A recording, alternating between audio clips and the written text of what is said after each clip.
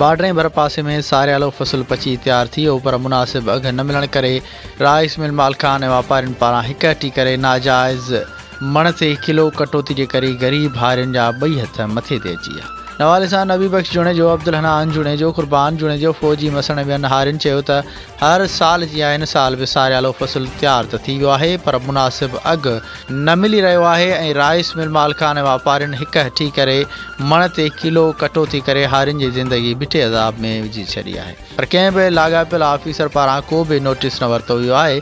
हारियुनि वधीक दाईंदे चयो त असीं सॼो साल ज़मीन ते महिनत करे पंहिंजे बचड़नि जे पेट पालण लाइ ॿिज भाण महांगो ख़रीद करे फसल तैयार करे इन उमेद सां त फसल जॾहिं तैयार थींदो त असांजे मथां जेको कर्ज़ु हूंदो उहो लही वेंदो, पर हिते मुनाफ़िक़ोर राइस मिलनि जा मालिक वापारी हिकहटी करे अघु सुठो नथा ॾियनि ऐं किलो कटौती करे असांजे ख्वाबनि खे चिकना चूर करे असांजे पेर ते कुहाड़ी हणी रहिया।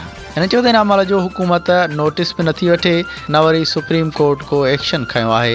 हिन चयो त असां हारी माण्हू हर साल जीअं हिन साल बि बेयारो मददगार वारी ज़िंदगी गुज़ारण ते मजबूर आहियूं।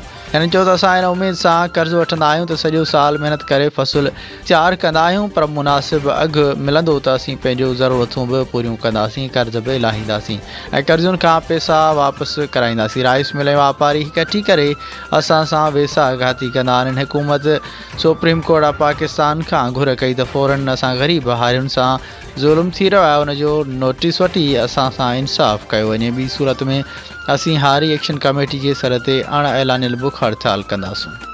वधीक ख़बरुनि ऐं अपडेट्स लाइ ॾिसंदा रहो सिंध न्यूज़ वेब टीवी।